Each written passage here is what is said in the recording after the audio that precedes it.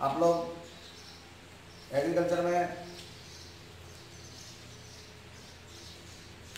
क्या देख रहे हो, कुछ पढ़ रहे हो, ये ध्यान है आपका कि नहीं?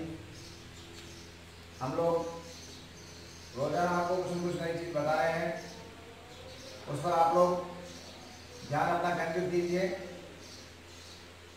दूसरा चैप्टर चल रहा है हमारा और इसमें जीवांश खाद का बिंदु चल रहा है और उसमें आपने गोबर खाद तथा कंपोस्ट खाद के बारे में सुना है और मैं समझ रहा हूँ कि दोनों ही खाद कैसे बनाई जाती है, इसकी विधियाँ और कैसे दी जाती है, इसकी जानकारी आपने प्राप्त की है। गोबर खाद के क्या घटक हैं, कंपोस्ट खाद के क्या घटक हैं, ये भी सब आपने देखा है। कंपोस्टिंग की क्रिया को भी देखा है। और ये खाद, इसमें रासायनिक पदार्थ ज़्यादा होते हैं। NPK एक प्रकार की ये जैविक खाद नहीं है, ये जीवांश खाद है। जीवांश खाद का मतलब होता है जीवधारियों के जीवांशों से बनेगी खाद को हम जीवांश खाद बोलते हैं। इसमें रासायनिक पदार्थ की मात्रा पाई जाती है, लेकिन यह जो सामान्यतः रासायनिक खाद बनती है उस खाद की तुलना में जब ये जैव घटकों से बनती है, इसलिए हम ऐसा मानते हैं कि यह उससे ज़्यादा फायदेमंद है, उससे ज़्यादा नुकसानदेह नहीं है।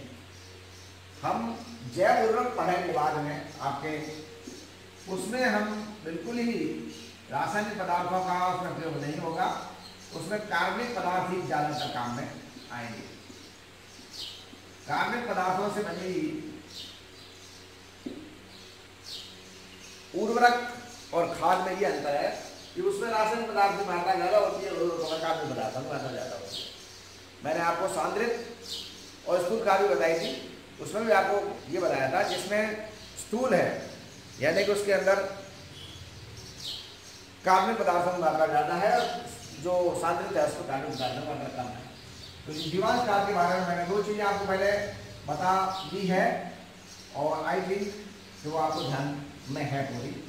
और तीसरी खाद जो आज हम बनाने जा रहे हैं या आपको बताने जा रहे हैं वो है vermi compost. Vermi compost, vermi compost खाद जो है वह केंचुओं से बनाई जाती है। वर्मी कंपोस्ट खाद का निर्माण हम केंचुओं द्वारा करते हैं। Very interesting and very important. केंचुआ किसान का मित्र कहलाता है। आपने छोटी क्लासों में इस चीज को पढ़ा है, जानते भी हैं आप अच्छी तरह से। तो केंचुआ द्वारा जितने भी कृषि अपशिष्ट हैं, कल भी हमने आपको बताया था कि हम ये जो खाद बनाते हैं इसमें कृषि अपशिष्ट, शहरी अपशिष्ट, इन दोनों को मिलाकर के हमने कंपोस्ट खाद बनाई है। इसके साथ हमने इसमें गोबर की मात्रा, मलमूत्र की मात्रा को भी दिया है। लेकिन ये जो गोबर खाद है इसमें केवल गोबर, मलमूत्र, सनी, धूल और बिछा, ये चीजें काम में ली है। इसमें हमने कंपोस्ट में गोबर दिया जरूर है, लेकिन जितना हम गोबर खाद में गोबर को काम में ले रहे हैं उतना नहीं दिया, ठीक है। इसमें मुख्य रूप से हमारे जो घटक हैं वो है फर्म लीटर तथा टाउन लीटर। वर्मी कंपोस्ट में भी यही है। वर्मी कंपोस्ट में जो कार्बनिक अपशिष्ट हैं उस कार्बनिक अपशिष्टों को हम केंचुओं के द्वारा सड़ा करके, इसमें हमने कंपोस्ट खाद के अंदर हमने वायवीय तथा अवायवीय जीवाणुओं का प्रयोग किया है और इस जीवाणुओं द्वारा खाद को का जो पदार्थ थे अपशिष्ट उनका हमने पूवन या किण्वन करके इस खाद को बनाया है। और वर्मी कंपोस्ट में हम केंचुओं के द्वारा खाद का वितरण जो वर्मी कंपोस्ट है इसके अंदर हम जो कंपोस्ट है या कूड़ा करकट है यह हमारा कार्बनिक पदार्थ है। इस कार्बनिक पदार्थों का हम कैंचुओं के द्वारा विघटन करवाएंगे, सड़ाएंगे या उसका आंशिक रूप से या पूर्ण रूप से विघटित करा के एक खाद बनाएंगे। वर्मी कंपोस्ट के भी घटक यही है जो आपने और में देखे हैं। इसमें भी मुख्य रूप से NPK, इसमें N की कितनी मात्रा है? N की 1.2 to 2.5% नाइट्रोजन घटक है और 1.6 से लेकर के 1.8% तक इसके अंदर फास्फोरस के घटक हैं और 1.0% से 1.5% तक इसके अंदर पोटास या पोटेशियम के घटक है। वर्मी कंपोस्ट में जैसा कि आप सुन चुके हो और जैसा कि आप जानते भी हो कि इसके अंदर हम केंचुओं का उपयोग करते हैं। भारत के अंदर लगभग 700 जातियां केंचुओं की वर्मी कंपोस्ट में प्रयोग की जाती है या काम में ली जाती है, रिकॉर्डेड है। और इसमें से केवल 293 जातियां वर्मी कंपोस्ट तैयार करने में काम में ली जाती है और इनको हमने 3 भागों में मिलकर के बांटा है। इस केंचुओं की 700 जातियां रिकॉर्डेड, उसमें से 293 जातियां utilise for vermicompost and in 293 जातियां, 3 बोला है मैंने शायद, 293 जातियों को हमने 3 भागों में बांटा है, एपिजेनिक, एंडोजेनिक और डायोजेनिक। एपिजेनिक, एंडोजेनिक एंड डायोजेनिक, इसके हमने 3 वर्ग बनाए हैं। एपिजेनिक जातियां किसे कहेंगे? एपिजेनिक जातियां वे है जो मृदा में 1 मीटर की गहराई पर पाई जाती है और इन केंचुओं का रंग होता है वो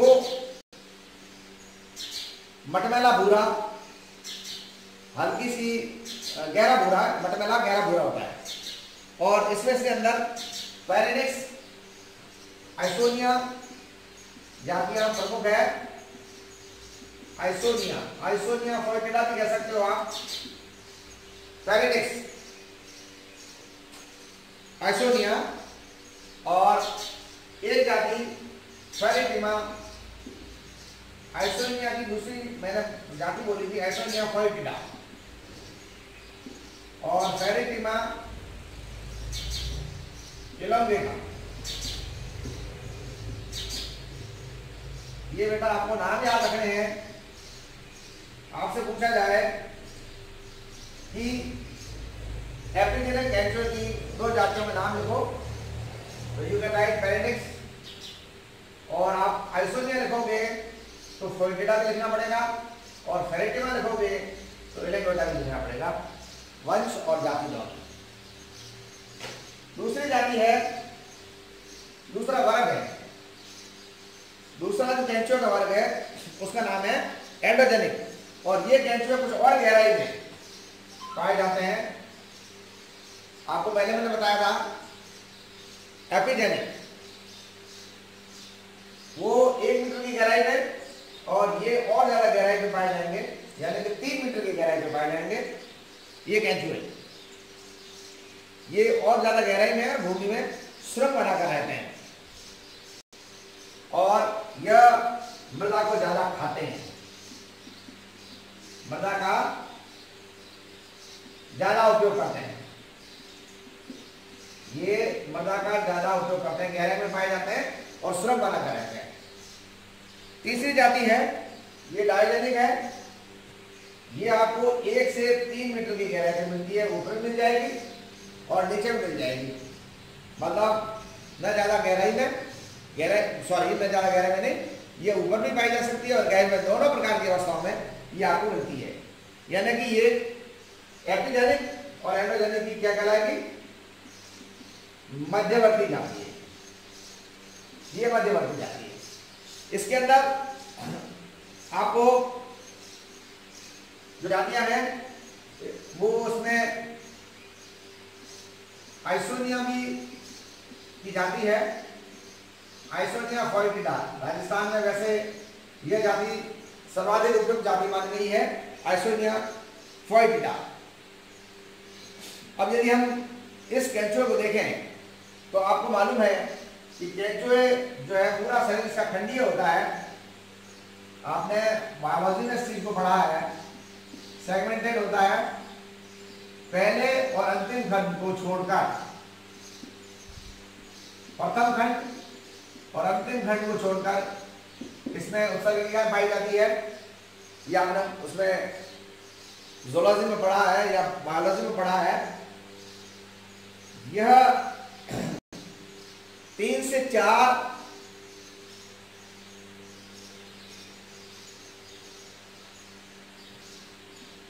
और 1 से 1.5, ये इसकी चौड़ाई, ये इसकी लंबाई। ये लंबा होता है 3 से 4 मीटर तक और चौड़ा होता है ये आपका आधा से 1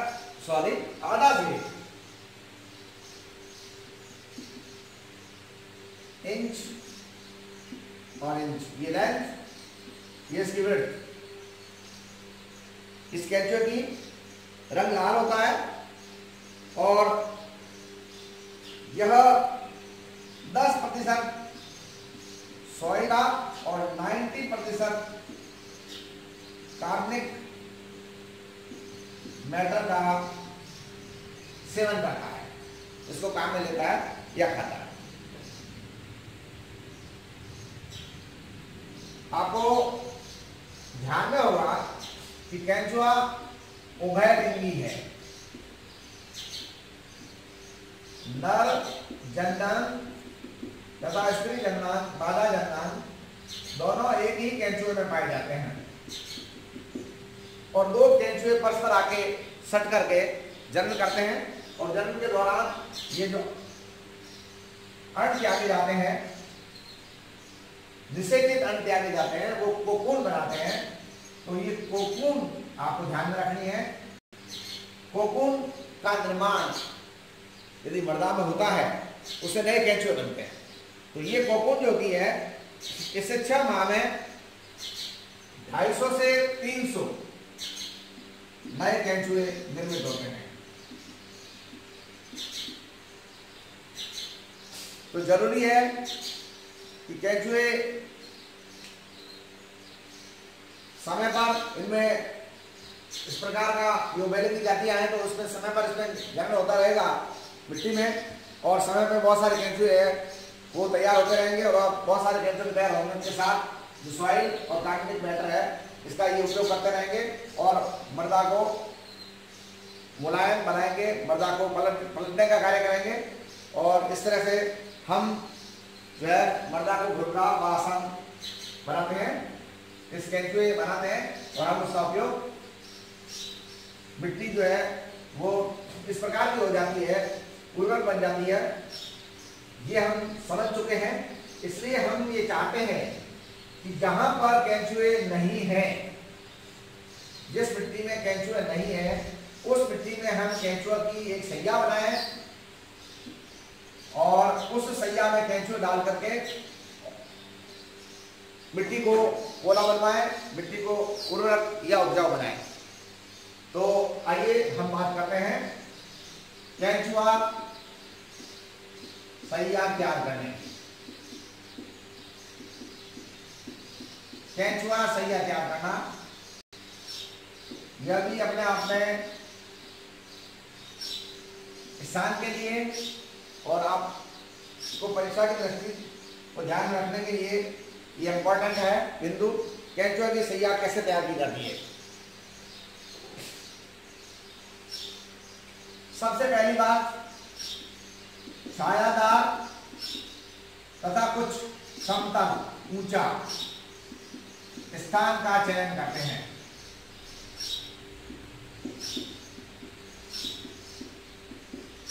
केंचुआ की सैया तैयार करने के लिए हम छायादार, समतल व ऊंचा स्थान है उसको तैयार करते हैं। लेकिन आप ये ध्यान रखिए, मान लो आपने प्रकाश में रखा है तो प्रकाश से इसको बचाने के लिए छपरा बना सकते हैं। प्रकाश से बचाने के लिए छपरे का आप प्रयोग कर सकते हैं। आपको केंचुआ में ज्यादा धूप लगेगी, केंचुआ जो है वो मर जाएगा, क्योंकि केंचुआ 25 से 30 डिग्री सेल्सियस ताप सहन कर सकता है। इसको नमी की आवश्यकता रहती है, तो आप पर्याप्त रूप से इसको नमी भी दें। और जो हम केंचुए की सया बनाते हैं वो 40 से 50 इंटू 3 से 4, ये मैंने साइज लिखी है आपके आकार की सया, ये तैयार करते हैं।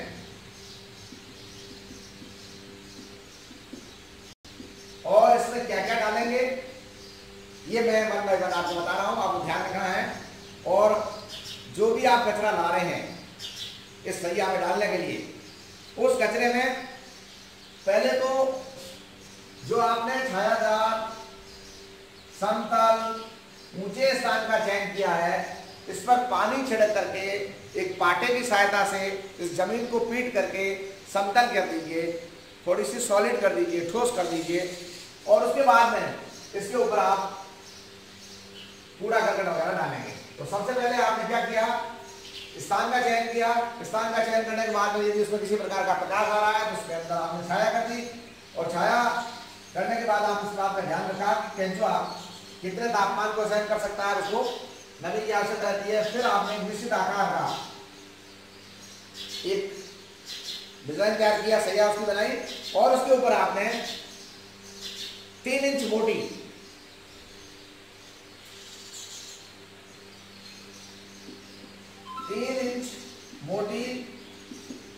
सूखे कचरे, कड़वी या भूसे या तिनके की एक परत बना लिया। ये आपका स्टार्ट हो रहा है यहां से 3 इंच मोटी, 3 इंच मोटी सूखी कचरे की, तिनके की, कड़वी या भूसे की परत आपने किस पे डाली, छायादार, समतल, ऊंचा स्थान जिसके ऊपर आप, जिसको आपने हल्की सी नमी दे करके, पानी उसके ऊपर छिड़क करके, पाटे द्वारा उसको पीट करके समतल और थोड़ा सा दृढ़ बनाया है। इसके ऊपर आप 2 इंच मोटी गोबर की एक परत काम में लेंगे। दूसरा बिंदु, जो आपने 3 इंच मोटी सूखे कचरे, कड़वे, भूसे और तिनके की लेयर बनाई है, उस लेयर में 2 इंच मोटी गोबर की परत भी आप डाल दीजिए। तत्पश्चात इसको पानी छिड़क कर गीला कीजिए। पानी छिड़क कर गीला कर दीजिए। पहले आपने ये तैयार किया, तैयार करने के बाद में कड़वी, भूसे, तिनके, सूखी कचरे की परत डाली, जिसके ऊपर आपने 2 इंच मोटी गोबर की परत डाली। फिर इसके ऊपर आपने पानी छिड़का, और पानी छिड़क कर उसके बाद इसके अंदर कार्बनिक पदार्थ और केंचुए डाल दिए।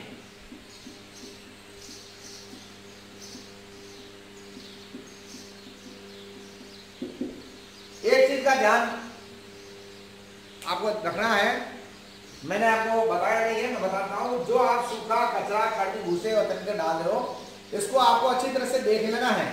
इसके अंदर किसी प्रकार का कोई कंकड़ तो नहीं है, कांच का टुकड़ा तो नहीं है। मोटे मोटे कंकड़ हटा दीजिए। कंकड़ केंचुए के काम में नहीं दिए जाएंगे, वो उसके लिए, उसको तोड़ना उसके लिए मुश्किल है, उसको हटा दीजिए। कांच के टुकड़े भी इसमें से निकाल दीजिए। आपको केवल छोटे मोटे यदि कोई टुकड़ा रह जाता है मृदा, मुख्य रूप से आपको ये कचरा ही देखना है। उस कचरे में किसी प्रकार की impurities in the form of glass, in the form of बड़े बड़े कंकड़ हैं, तो वो आप उसमें से हटा दीजिए। अब इसके ऊपर नारियल की गटा और कचरा जो कुछ है इसके ऊपर डाल दीजिए। अब आपने क्या किया, 1 2 3 4 और 5, यहां से वापस देख लीजिए आप सबसे पहले आपने छायादार स्थान का चयन किया, समतल स्थान का चयन किया, थोड़ा ऊंचा स्थान भी देखा आपने। यदि वो ठीक नहीं है, जो हमारी रिक्वायरमेंट है उसके अनुसार, तो उसको आप समतल कीजिए, पानी छिड़क करके पाटे की सहायता से उसको कूट पीट करके समतल बनाइए। और यदि इस पर प्रकाश ज्यादा पड़ रहा है तो छपरे का भी प्रयोग करिए और ये उसको आकार दीजिए। उसके बाद जो आपने स्थान तैयार किया उसमें 3 इंच मोटी सूखे कचरे, कड़वे भूसी और तिनके की परत बना दीजिए। इसके अंदर से कांच के टुकड़े पत्थर वगैरह हैं, मोटे मोटे पत्थर वगैरह हैं, हटा दीजिए। इसके बाद इसमें 2 इंच मोटी गोबर की भी डाल दीजिए परत।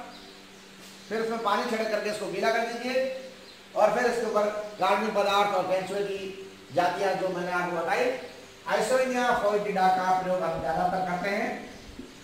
आइसोइनिया फोएटिडा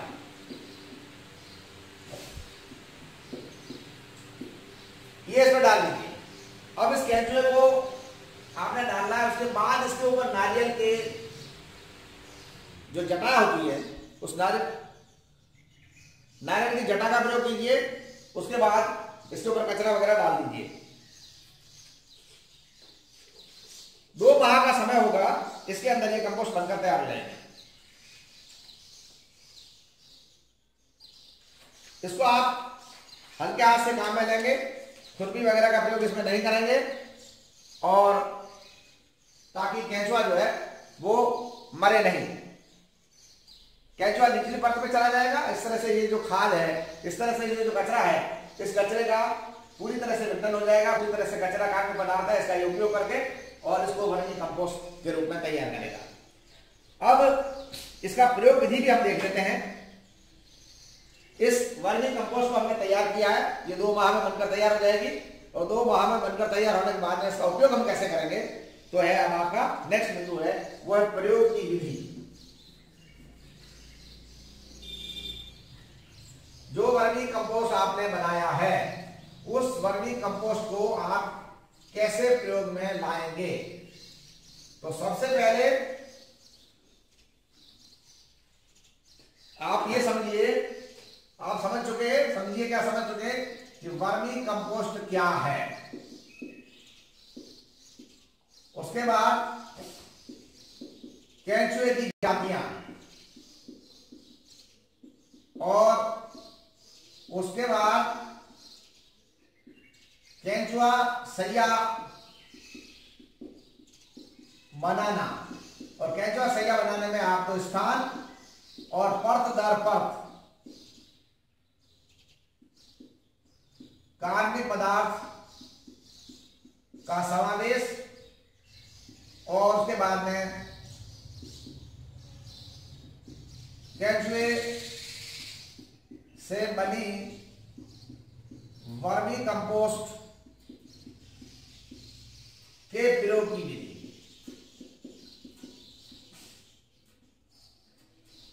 इससे पहले मैंने आपको बताया कि वर्मी कंपोस्ट निकालना,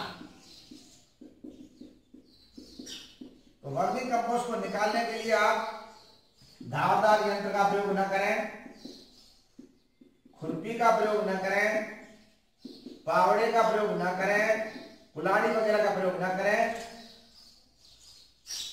हल्के हाथों से खोद कर इसे बाहर निकालें, ताकि केंचुआ जो है वो मरेगा नहीं। प्रयोग कैसे करेंगे इसको, अलग अलग फसलों में इसकी मात्रा जो है वो अलग अलग अंदर है। खाद्यान्न फसलों के लिए अलग है, अन्य फसलों के लिए अलग है। सामान्यतः 5 से 6 टन प्रति हेक्टर वर्मी कंपोस्ट सजेस्ट किया गया है देना।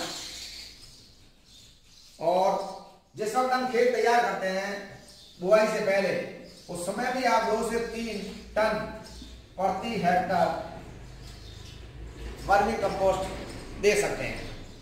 अब वर्मी कंपोस्ट का क्या लाभ है ये आप देख लीजिए। वर्मी कंपोस्ट में गोबर खाद की अपेक्षा ज्यादा पोषक तत्व पाए जाते हैं। वर्मी कंपोस्ट ह्यूमस की रक्षा करती है। ह्यूमस पूर्ण विघटित कार्बनिक पदार्थ की, पूर्ण विघटित कार्बनिक पदार्थ है। ये मृदा की जल धारण क्षमता को भी बढ़ाते हैं। ह्यूमस में कार्बनिक पदार्थ ज्यादा होते हैं, ये मृदा की जल धारण क्षमता को भी बढ़ाते हैं।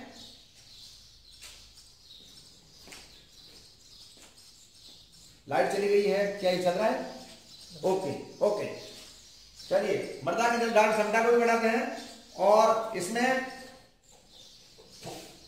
प्रयोग करने के बाद ये जो प्रयोग हम करते हैं तो इसके ऊपर दीमक का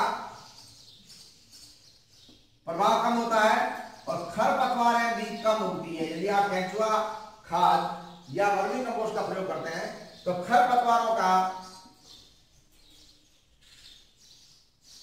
बढ़ावा नहीं होती है और इस प्रकार की खाद पर दीमक का प्रभाव भी नहीं होता है और यह रोग प्रतिरोधक क्षमता वाली होती है। तो इसमें किसी प्रकार का जो बाह्य रोग, पैथोजन के इन्फेस्टेशन की संभावना कम रहती है यदि हम वर्मी कंपोस्ट को काम में लेते हैं। तो ये जो है डिजीज रेजिस्टेंट भी है। इस तरह से वर्मी कंपोस्ट हमारे लिए बहुत ज्यादा उपयोगी है क्योंकि यह टिकाऊ खेती की दिशा में एक प्रयास है। टिकाऊ खेती का मतलब आपको मैंने पहले ही बताया था, हमारे पास संसाधन कम है, हम संसाधन कम के उपरांत भी बहुत ज्यादा उत्पादकता चाहते हैं, वो कहलाती है टिकाऊ खेती। तो सॉरी, सीधी सी बात है, यदि हम रोग प्रतिरोधक क्षमता यदि अच्छी रहेगी वर्मी कंपोस्ट की वजह से तो रोग नहीं लगेंगे और रोग नहीं लगेंगे तो फसल ज्यादा होगी। दीमक और खरपतवार का भी प्रभाव कम होगा तो फसल ज्यादा होगी और इसके अलावा इसके अंदर कार्बनिक पदार्थों की मात्रा अन्य खादों की तुलना में ज्यादा होगी तो भी इसके अंदर उत्पादन अधिक होगा। तो इस तरह से वर्मी कंपोस्ट तीसरा बिंदु था जिसको मैंने आज आपको बताया। पहला बिंदु जो जीवांश खाद का था उसमें मैंने आपको बताया कि गोबर खाद उसको क्या घटक है और उसको कैसे बनाई जाती है। फिर मैंने दूसरा बिंदु बताया था वर्मी कंपोस्ट का, कंपोस्ट खाद का। उसमें मैंने आपको बताया कि कंपोस्ट खाद क्या है, उसके क्या घटक है, उसको कैसे बनाई जाती है। और आज मैंने आपको बताया वर्मी कंपोस्ट यह भी एक प्रकार का कूड़ा करकट है, उससे बनाई जा रही है, लेकिन इसको हम जीवाणुओं के माध्यम से सड़ा करके, अवायवीय और वायवीय जीवाणुओं के माध्यम से सड़ा करके न बनाकर केंचुआ का प्रयोग करके हम बनाते हैं। उसके लिए हम एक विशेष प्रकार की, जैसे हम वर्मी कंपोस्ट में या गोबर खाद में जैसे कि हम कंपोस्ट खाद में तथा गोबर खाद में गड्ढे बना रहे थे, हम यहाँ पे सैया बनाएंगे। वो सैया बनाकर उसके अंदर इस तरह से परत दर परत जो सामग्री है डाल करके उसके अंदर केंचुआ डाल करके हम जो है विशेष प्रकार की खाद बनाएंगे। उस खाद का नाम है वर्मी कंपोस्ट। तो this is all about today. Have a nice day. Thank you very much for being with me. मैं समझ रहा हूं आप लोग पूरे ध्यान से अपने आप को केंद्रित किए हुए हो और यदि आप पूरे ध्यान से अपने आप को केंद्रित किए हुए हो तो आप निश्चित रूप से कुछ न कुछ गेन कर रहे हो। तो हैव ए नाइस डे।